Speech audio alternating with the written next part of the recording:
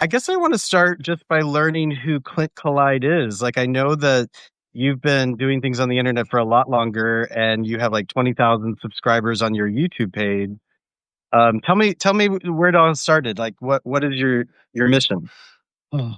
Clint Collide is not my real name. It's a pen Oh, name, yes. but I started using Clint. Found Clint whenever I was in a deep depression, and started. Friends of mine started challenging me to make art again. I was a graphic Hmm. designer for 20 plus years and do photography on the side.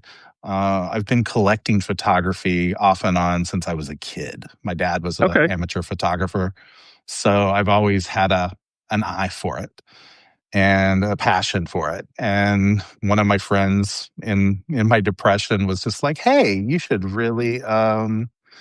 just start making montages and slideshows. You really like doing that." And I did a couple for YouTube. Well, he dared me to post a couple to YouTube, and I did. I did one that was male centric and one that was female centric. And the male centric popped off, and I was like, "Oh, there's an audience for this." Men like And images. well, men like images, but I don't know if it's just how the algorithm works, but I get very um I realized very quickly I could only focus on men for YouTube.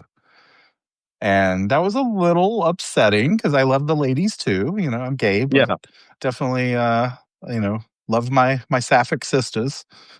And but it's where the audience is, and Yeah. you know, it is definitely where my eye goes immediately.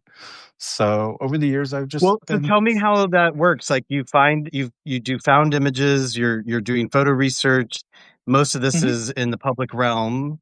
Yeah. And then you're masking it up. So tell me how much time it takes. And I've also noticed you're now using AI and animating some of these images, which is pretty exciting. Yeah, I'm kind of playing with that idea. Some people really don't like the AI.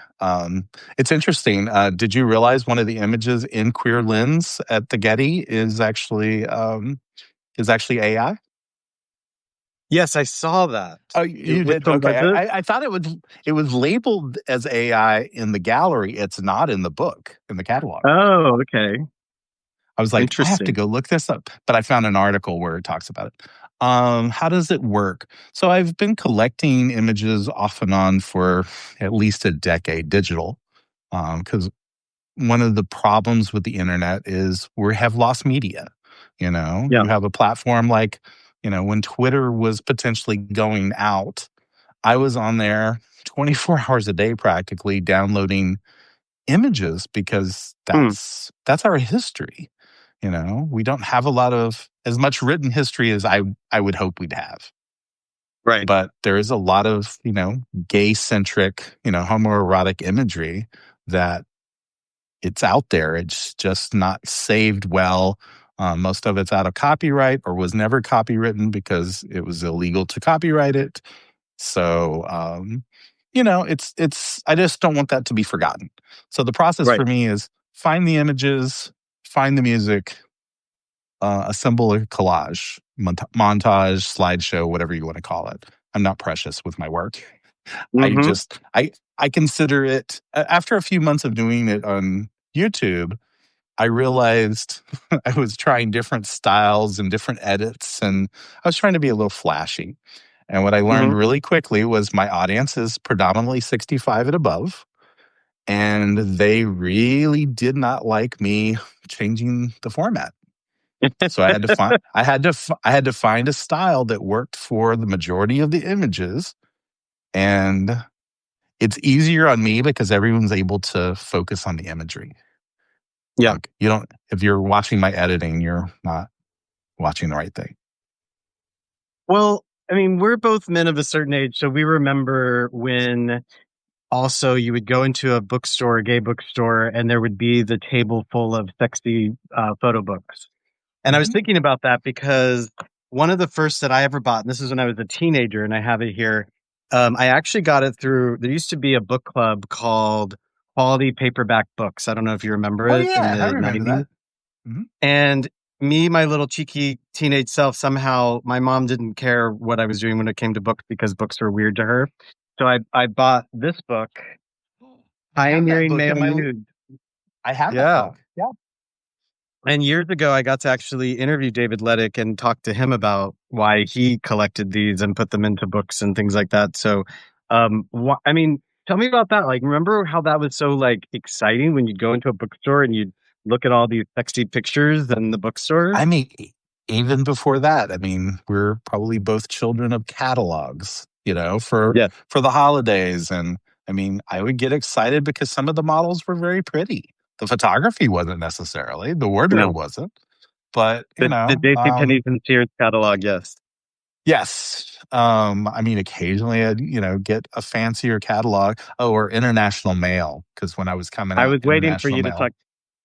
I remember when Fast. International Mail showed up in the mailbox by random, I don't know who sent it to us or why. It was first Fredericks of Hollywood and then International Mail. And that became my soft porn for years. I, I I am a man of a certain size, so those clothing do not fit me. But my best friend was very definitely into international mail, and I made fun of him a lot because I'm like, Well, you I can never had, look, but why do I you was need a to look? teenager, so I wasn't ordering any of this stuff. I was just ogling the onion skin shorts and things like that. And also the funny poet shirts and pirate shirts and everything else that was in there. No, All the actually, when that went out of business, when I was at Out Magazine, I did a gallery of a lot of those images because, yeah, we need to remember that nostalgia as well. So, what do you think when, we have all these images, but now we're getting very fancy, well curated art shows with I some of love it. the art images, but also some of the, found images as well. I So love it. we both went and saw Queer Lens before it closed. Mhm. What was your response?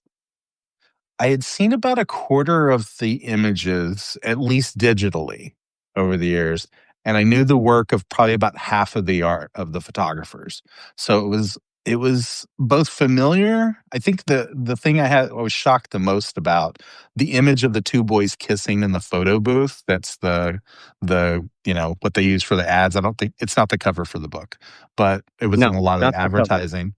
Yeah, and I have it digitally, so if we get to the images we like, I bookmarked a bunch.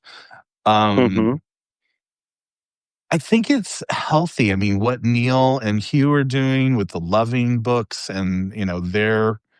Do you have the second one already? Because I'm jealous I if don't you have the do. second one yet. No, I only have the second one as a PDF.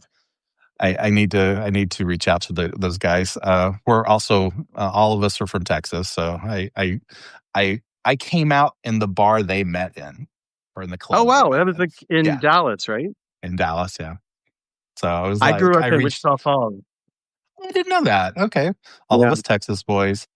Coach Ricky Vaughn is also a Texas boy. So there's a lot of Texans here on Substack, Hmm. and no, I think it's great. And for so long, those images were being thrown away by families Right. and destroyed. And these are our dirty little secrets. Well, they're not dirty little secrets. They're lovely little secrets.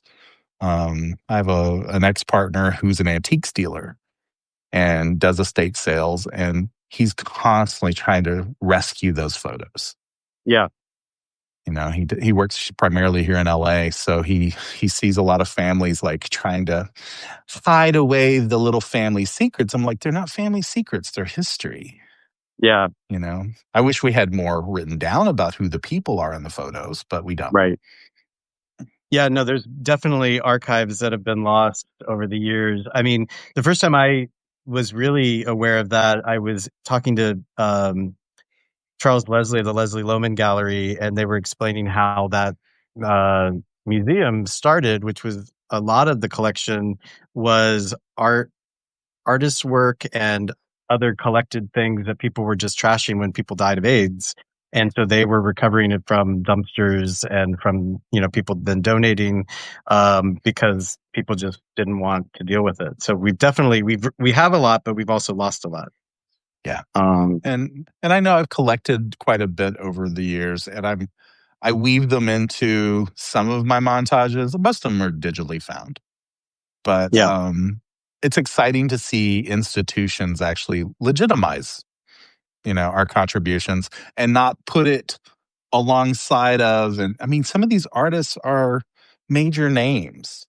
I didn't know for years that Allen Ginsberg was a fantastic photographer. His Hmm. entire life he was shooting. I Yeah. did a video. I did a video of his just for fun. Did a video tribute to him and all of the people because he was a connector of people.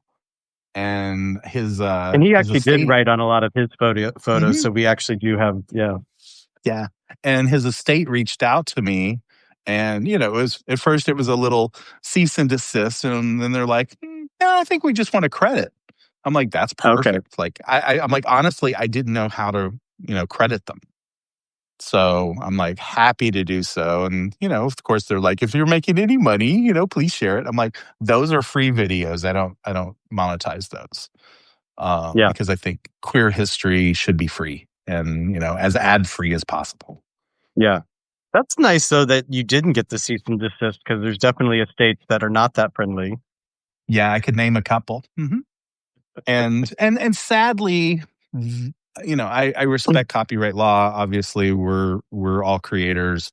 Um, they they seem to think they have more rights than they do. It's sad. Right. And what they're ended up doing is they're erasing some of the people from history because people are afraid to say their name. I mean, I Hmm. had one estate, executor tell me basically get his name out of your mouth. And I'm like, yeah, but you don't own the copyrights to any of these, so you have no case.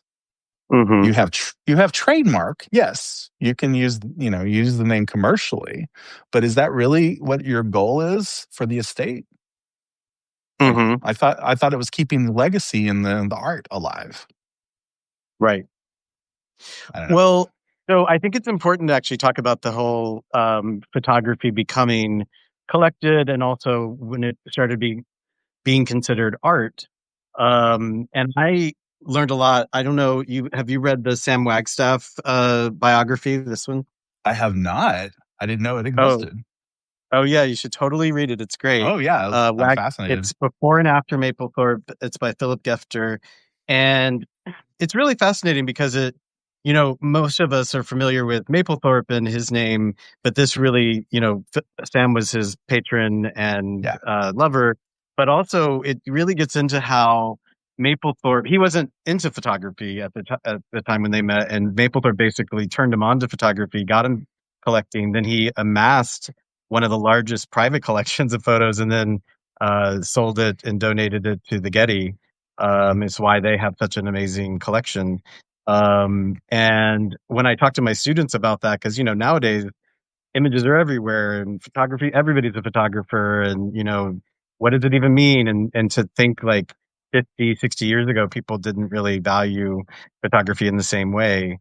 And you had to have people, as you just said, create a market for it, create a collection, reason to collect it. And so tell me about that when you were a kid, like what got you into photography?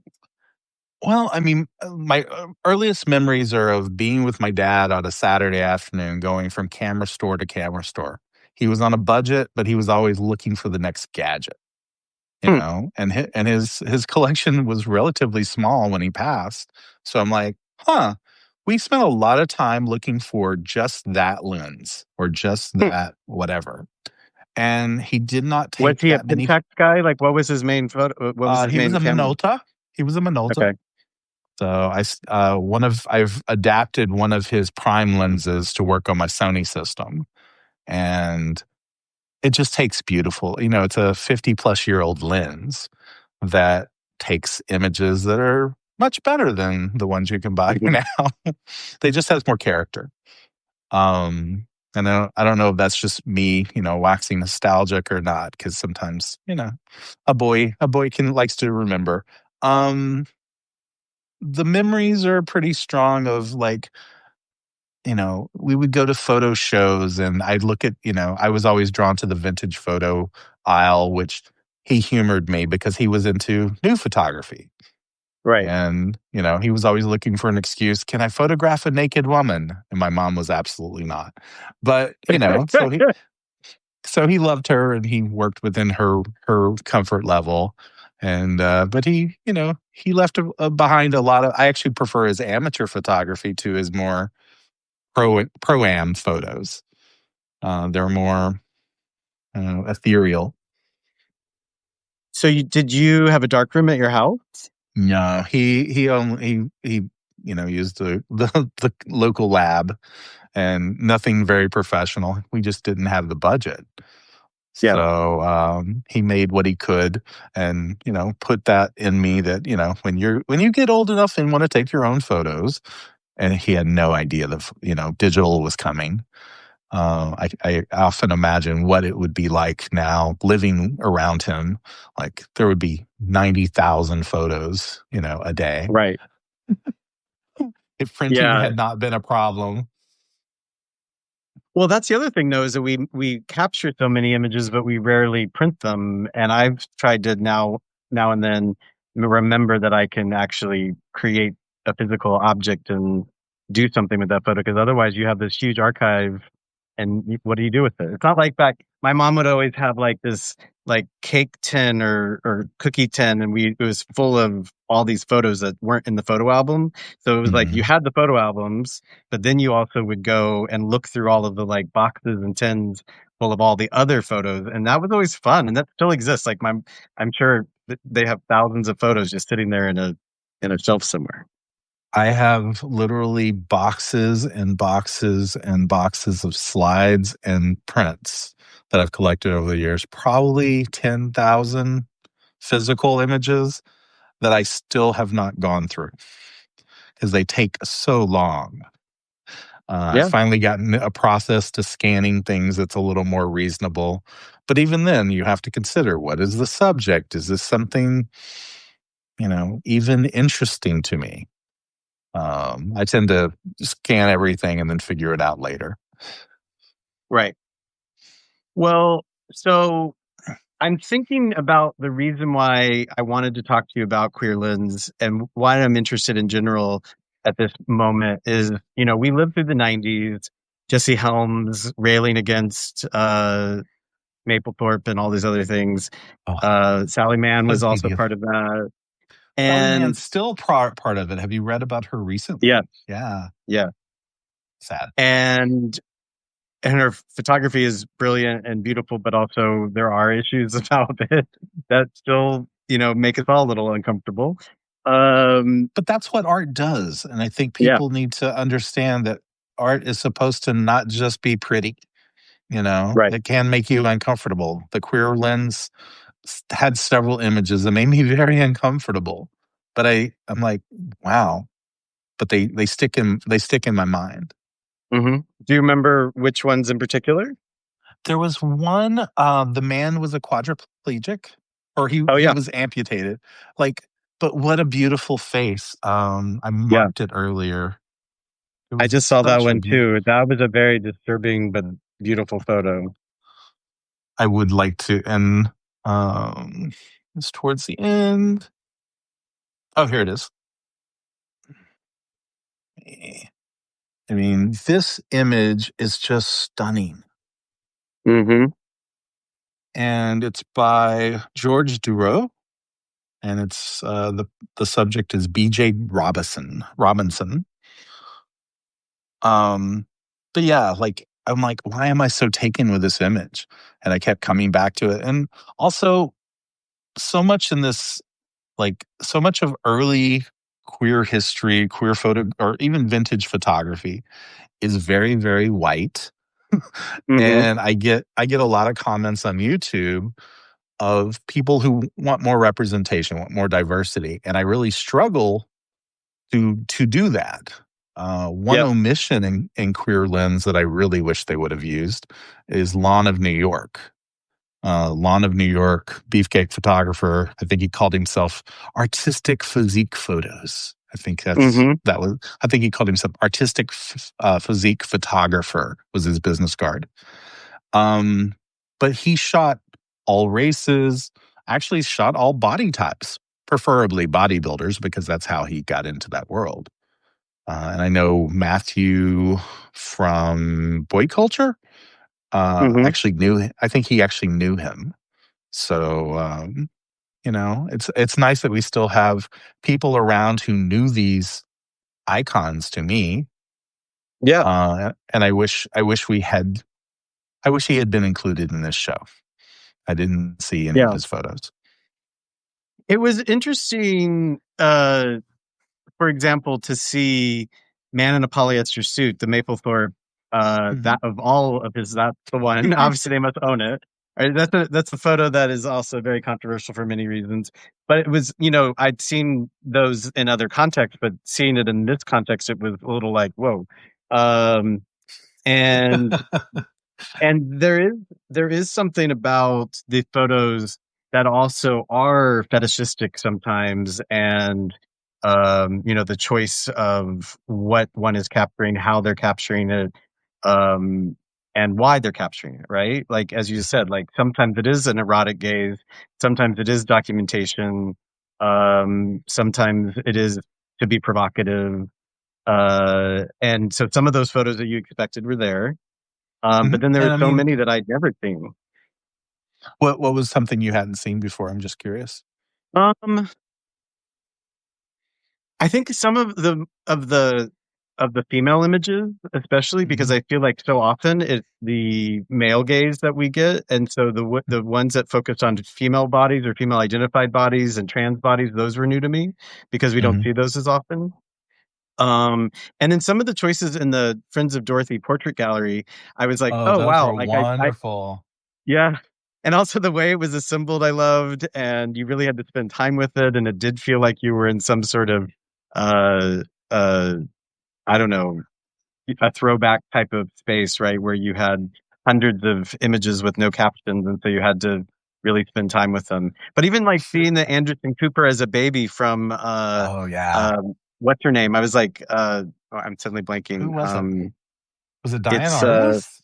yeah, it's Arbus, yeah. And I was like, Yeah. "Oh, wow, funny that's the photo we have." I mean, it's like, can you imagine your mom calling up, Ms. Arbus going, "Hey, can you come take a picture of my kid?" Because that's probably what Gloria Vanderbilt did. Yeah, I think Gloria Vanderbilt was hanging out with enough of the downtown Uh-huh. set that it makes sense. It makes total sense, but it's also like, wow. And then whenever I didn't realize it was him until I read the card, and I'm like, oh my God, then you can't not see it. For those that are tuning in, the Friends of Dorothy room was a little side room where they had a collage of, I don't know, probably 50 portraits. Oh. Oh, I think it was even more. It was a Yeah, lot of portraits. yeah, And so each wall was sort of it was truly a gallery wall. They weren't separated. They everybody was a friend. There didn't seem to be any historical context for anything. It's like, someone like Langford Hughes was or did I get the name right?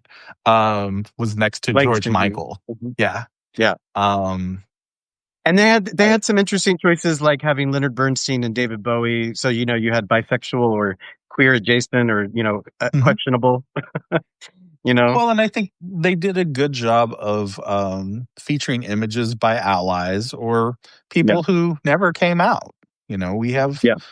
people that we still question, and it's an endless debate on YouTube.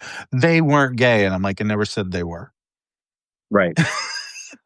Well, that's something Hugh and Neil have actually had to talk about with their book, right? I mean, Yeah. it's like their decision to say that this is same sex love, and of course we have no idea if these men identified Mhm. as anything. We don't know.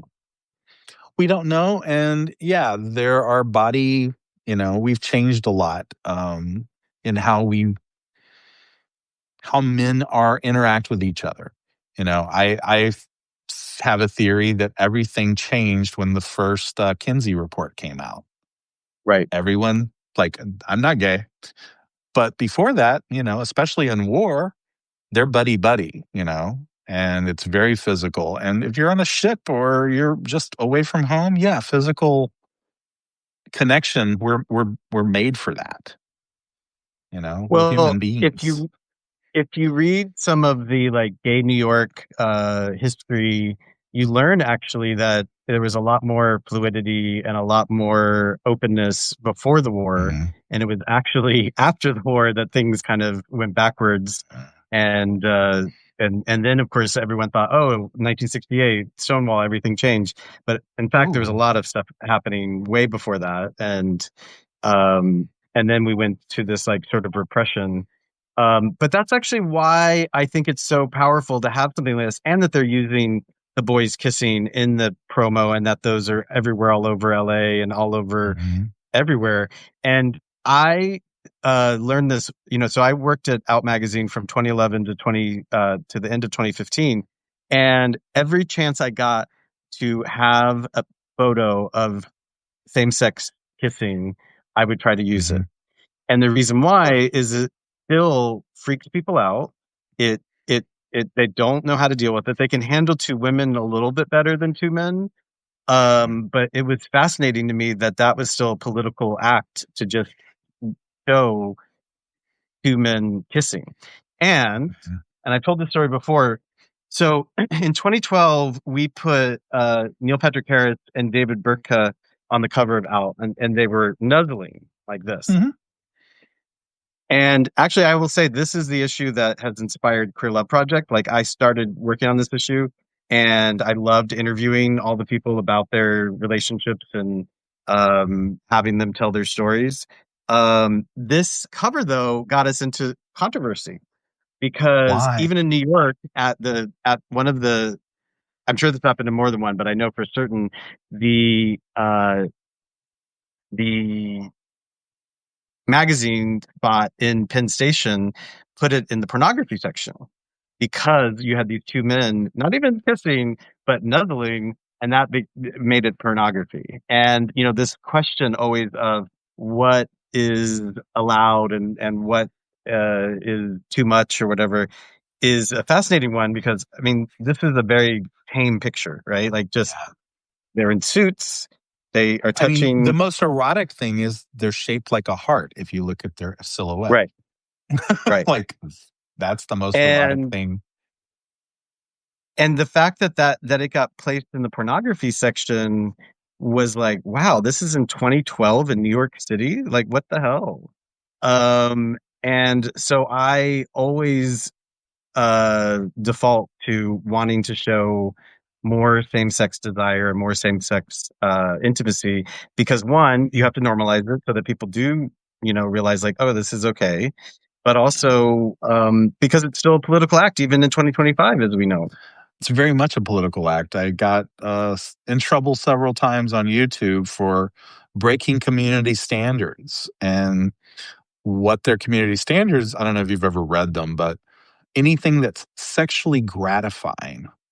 And I'm like, what does that even mean, though? You have entire channels that are ASMR, and I know a lot of people who get off on Exactly. that. I'm like, Or it's an you could just be entire showing feet. genre. Yeah, like people get off on all kinds of things. So sexually gratifying is whatever corporate, that's just corporate Yeah. speak. And I've worked for enough big corporations to know how these rules work.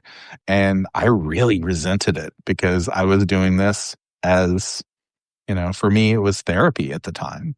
And I'm like, how dare you get in the way of what I'm trying to do? And, I don't take well to anyone telling me what to do. So I went to war Were with, it was a very Don Quixote war. were you shadow banned like people do, that happens on Instagram and things like that? No, I actually got like a week suspension here. It ultimately about a full month over the course of 3 months. And I was on the verge of getting my channel demonetized and removed. And I'm like, but I've worked so hard, and they would, it'd be like an inch of a butt crack. I'm like, sorry, that's not. I mean, Instagram has way worse. And also, have you seen what you feature? How you feature women? They're Exactly. okay. They're okay with the male gaze as long as it's the straight male gaze. They're not okay with the gay male gaze. Yeah. So I'm like, So how did you thread that needle? How did you get through that? I've had to be a lot more PG on YouTube. That's one of the reasons during that month, that off and on month, I begged my followers to follow me over to Substack, and I was publishing some pretty not safe for work stuff. I've pulled back a little bit. I don't like to do full Monty. It causes problems with the credit card processor. They're very prudish. I don't want to risk. This is my livelihood. I've gone from being a dependent corporate graphic designer to being an independent Right. contractor and doing my thing. And it nourishes me because this is a great excuse for me to learn gay history, which I didn't know. I Hmm. learn something new every day. Some of it I don't want to know. Like, oh, he was gay too. Ooh. You got to learn all of it, even the bad stuff. Even the good, the bad, and the ugly. Well, then tell me about the Clint Collide Substack and how that then has evolved and what you do there, because you put something out every day.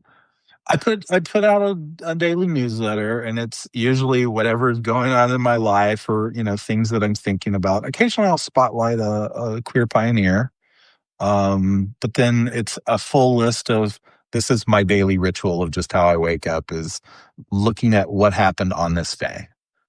Yeah. And then I try to spotlight, however many, I call it born this way on this day. Those are the people that I'd like to, I know it's LGBTQ history month right now. Yeah. But I wish it were, I look at it like every day is a history month. Let's go look at it. And I'm always impressed whenever I get, private messages and comments, public comments that are, I never knew about this person. I'm like, me neither. or they're my favorite people in the world. One of my dear subscribers reached out to me and said, your writing reminds me of one of my favorite writers. And I'm like, how did he know that they're one of my favorite writers? And it turns out he was very dear friends with him. I don't know Oh, if you're familiar. I don't know if you're familiar with Paul Monette. yeah. Um, I wasn't so friends with so them, but he's I'm familiar with the well, writing. yeah. I mean, I think both of us are a little young for when he passed. Um, but it's been lovely having conversations with him about what his life was like, what he was Yeah. like as a person. And I'm like, okay, I like that continuity, and I don't know how he picked it out of thin air that this is, one of my earliest gay writers. And I'll be I going to see the. Whoa! What's that? Oh, my headphones just spaced out for a second.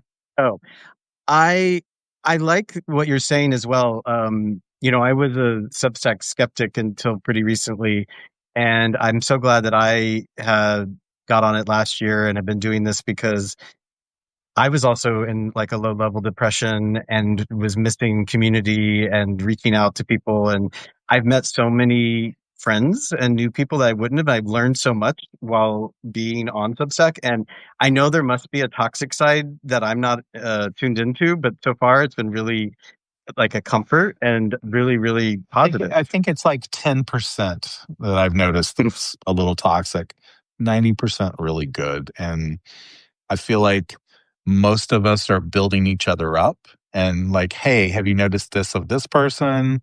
Like just I don't know. I feel more adventurous on Substack than I have on other platforms. Yeah.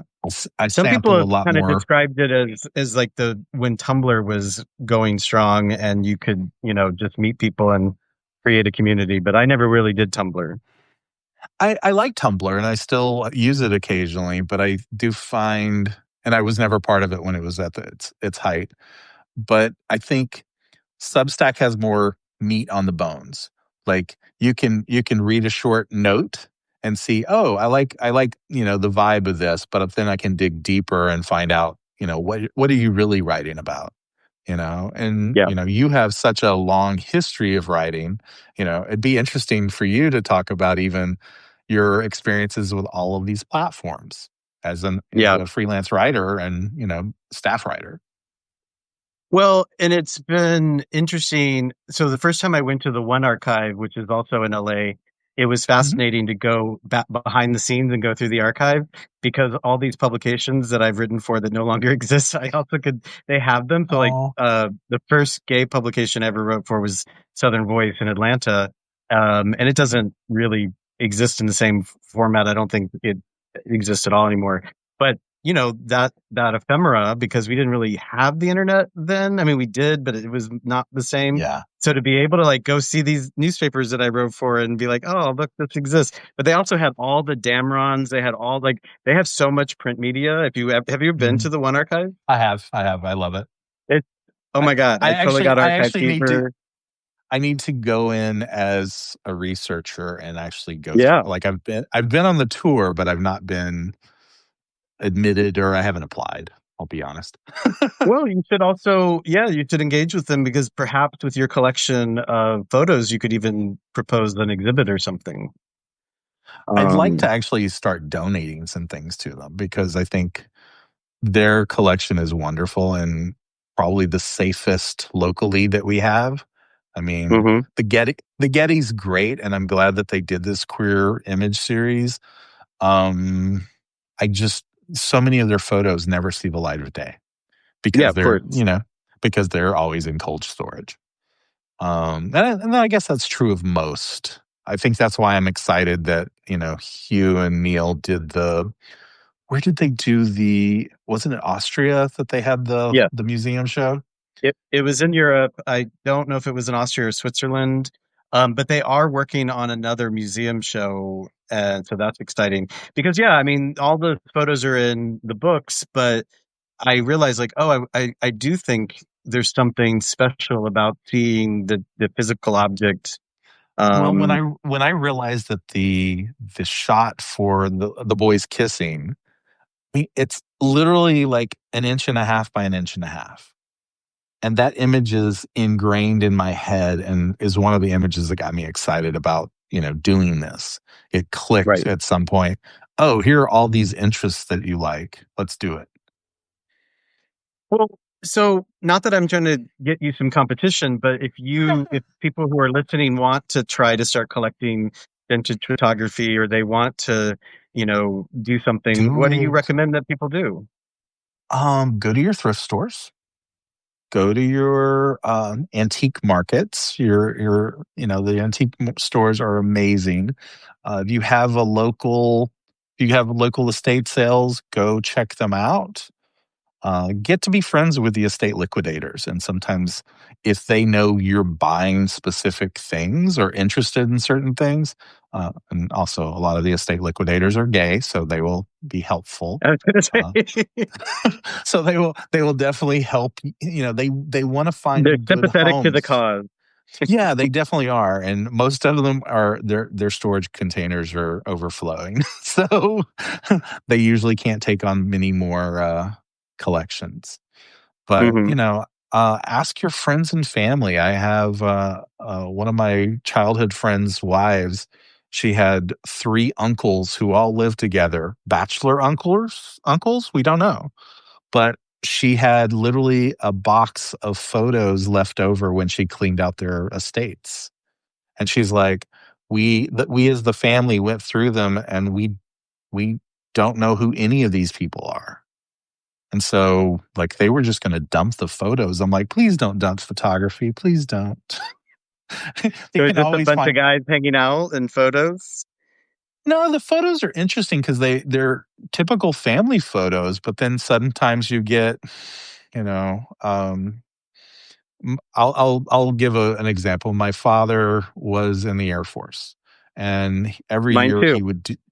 he would like come back and want to do a slideshow for me of his time in mostly Thailand. And there are a bunch of photos in that series, and I have them that I'm like, that's an interesting way of shooting that guy.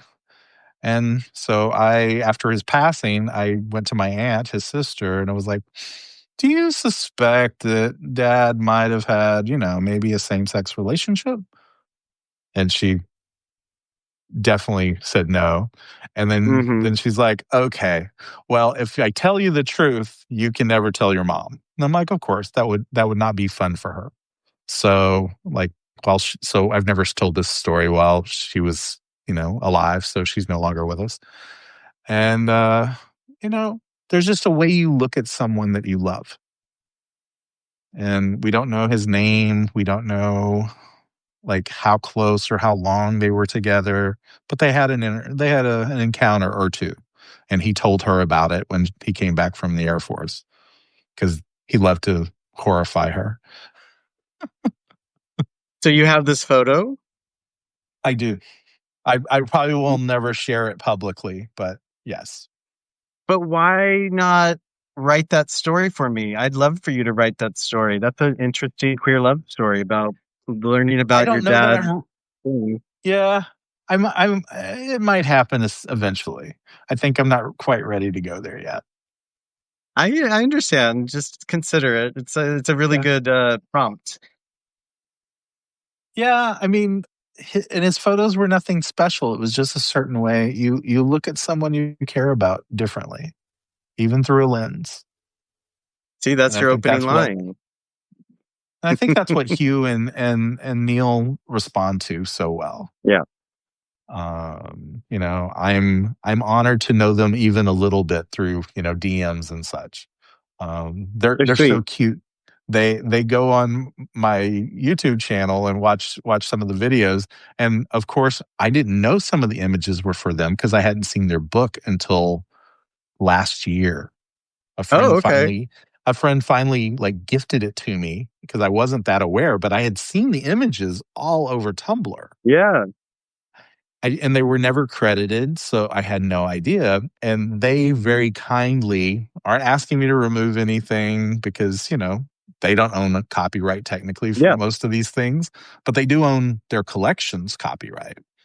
right. So, but they kindly mark which they timestamp the images that are from their collection, which is such a great education for me. Yeah. Because sometimes I see so many images, I'm like, I don't know who that is anymore.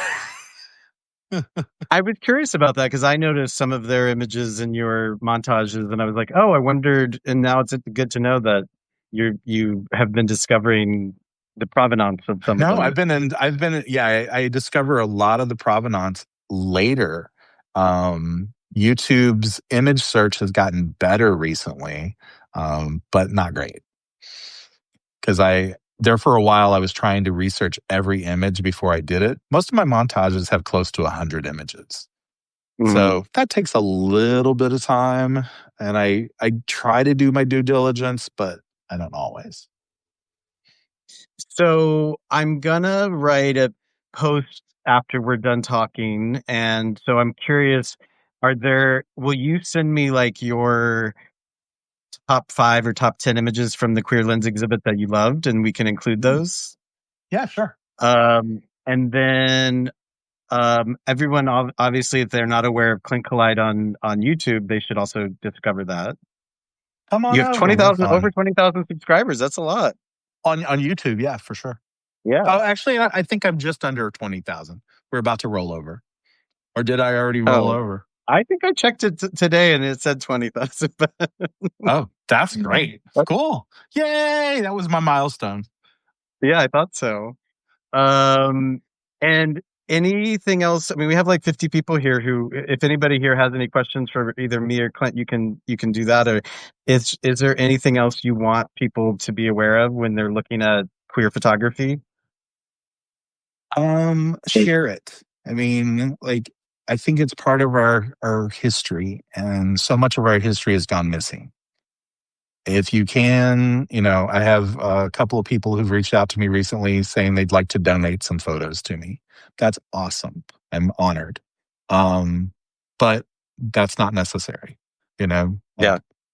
like luckily with these platforms, even if you're not don't have a newsletter on Substack, you can post it on your notes. Those are things that charm me. I know there's an artist. I don't know if you're familiar with Anthony Hurd, but he doesn't have Okay.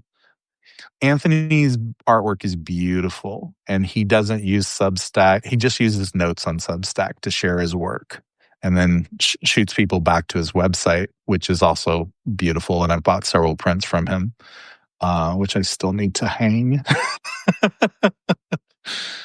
eventually. If you get it, share it. I think the representation matters. The reminders that we've always been here.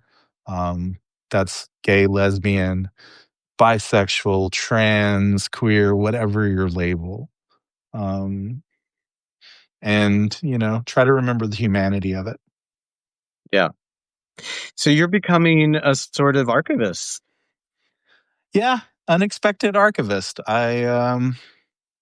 I didn't know that's what was happening, but yeah, it seems that way. And I'm becoming the Apparently, like the Gen Z kids are really and millennials are really into like that's a huge thing in graduate school. People are learning to be archivists, but I think you can learn on your own. You don't even have to go to college for it. I don't think you need to. I think what's interesting for me is I don't think I really appreciated that we had lost a generation and a half of gay men. And the audience that I found on YouTube is predominantly 65 and above.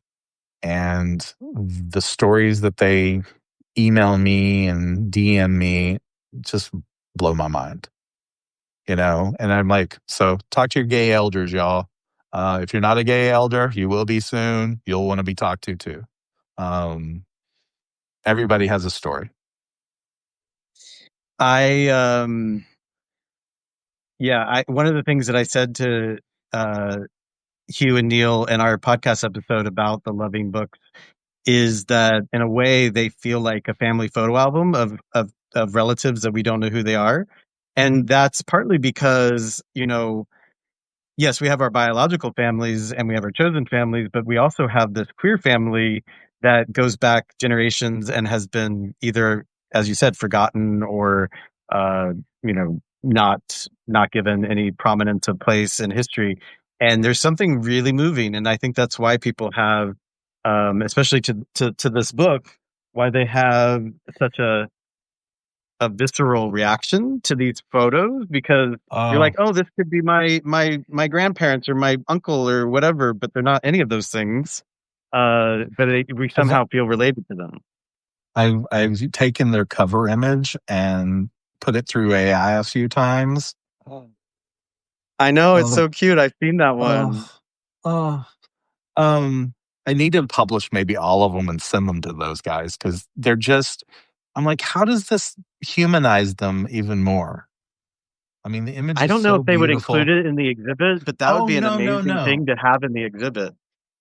It could I be, think it yeah. I would. mean, because I think what a lot of people have trouble with is that they don't respond as well to static images anymore. I sit there and gaze at them. That's why, my videos have slight zoom ins just to keep the people that are bored with static imagery like engaged. But I consider it slow TV for gay men. you know it's like I put it on in the background just to relax. Well, and I guess you could put it on your TV if you wanted it in the background. Mhm. It's like a good wallpaper. Yeah, I definitely use it as wallpaper. And I think I'm going to get back to doing live replays of old ones because then I have, a 6 or 7 hour stream. And I've done Oh that wow. and people really enjoy them. And, Hmm. I don't get a ton of traffic on my site, on my channel, but like even having, 20, 30 people show up and write me questions that I check in on, throughout the day. It's just fascinating. What kind of questions do you get? Where did the images come from? How can I scan my own collection? I get a lot of those things. I try to, see what their technical abilities are and advise them accordingly. You can do it on your phone if you need to. Yeah. There are apps, Yeah. PhotoScan by Google is one of the most amazing little apps. If you feel like spending money, or PhotoMine, I think it's called, is quite good. Yeah. I mean, But there's a lot of tech out there that's free and you can do a lot with it. Yeah. But, a lot of people don't have either the time or the technical ability. So I'm like, I'm debating going into that business a little bit. Do people, Hmm. is there an interest in scanning services? I know a lot of people don't want to send them out to people they don't know. And I mean, they don't know me. I'm an internet person. But um, so many of the photos that we have that have survived were developed at home. They were developed by Yeah. the photographers. And, you know, you'll notice that the laws were changing in the 70s as the instant film revolution was taking over. I think there's some interesting ways that technology has enabled us to stand out. I mean, digital allows for OnlyFans, for instance. Right. But if we had had to have things developed, I don't know that OnlyFans would exist. Well, and that's also when Polaroid came around and the revolution that caused. So you could do things, but you then do need to scan those because they don't last forever.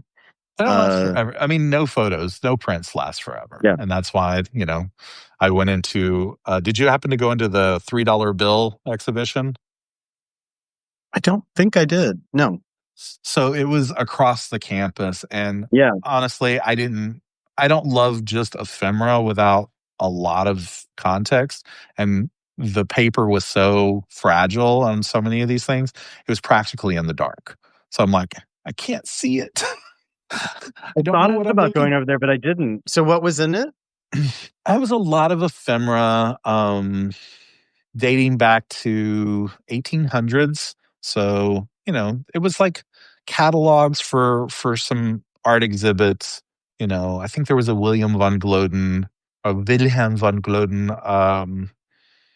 catalog, if memory Hmm. serves, and it went all the way up to the 80s with a lot of the AIDS activism.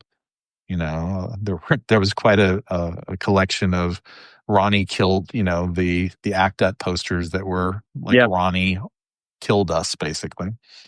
Yeah. Um, it wasn't my favorite exhibit.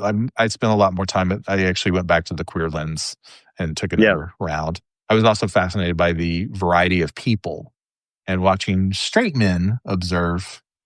That was interesting. I definitely saw the tourist who did not know what they were getting into come through. I was impressed that on the whole, they were mostly respectful. Even So if I don't.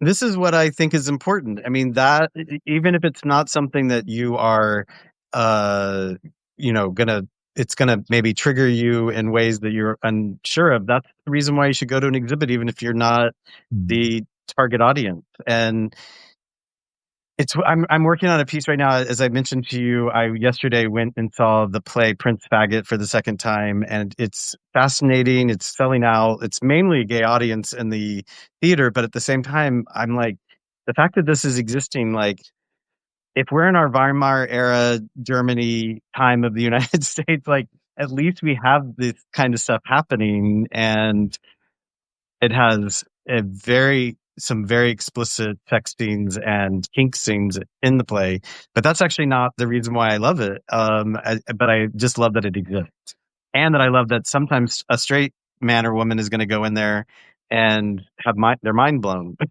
and be Yeah, like, that's fine. I mean, I've been indoctrinated with enough straight imagery over my life that I think it's fine to get the other stuff. I have a dear cousin who is married to a wonderful, wonderful man. And I don't know if you remember the documentary Tarnation, Hmm. probably late aughts, I think. Yeah, And he was worried about seeing it because of all the man kissing. And I'm like, I've watched you guys make out for years and I've survived. And so the next time I flew in to see the family, I put a kiss on him. I'm like let's just get this out of the way. And my cousin, she just shaking her head. She's like, I knew you were going to do it. I'm like, he made such a big deal about man kissing. Let's just get him over the hump. I'm like, you're exactly. Italian, dude. You guys kiss. Come on. And You he admitted gotta. finally. It's like a vaccine. You have to inoculate him so he doesn't have bad reactions to the man kissing. He still speaks to me, so I think we're okay. Yeah. Well, Clint, this has been really a pleasure, and I want us to have more conversations. And I think this was perfect because, you mentioned that you had seen the exhibit. I had just seen the exhibit. I'm glad that we got to see it, now talk about it. And, people who missed it, the book is out there, as you said. The It's a book, very and heavy book. I need to read some of the essays. Catherine Yeah, no, I'm Opie really is, excited that Catherine Opie has that piece at the back. yeah. I need to read it as well. Her But work always, it's amazing.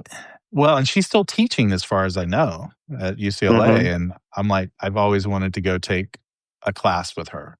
And I'm like, Do I don't it. know if I can. I'm a little nervous. She's a little nerve wracking for me. I hold her work in high esteem, and also don't always enjoy it. You Yeah. know, like, oh, that's confrontational. Yay. And I'm not as confrontational except in writing. We all have our mediums. We do. We do. I'll Um, send you some yes, images. send me some images, and thank you everyone who joined us. This has been really fun, and uh, more queer love in photography. Great. Thanks. Bye. Bye.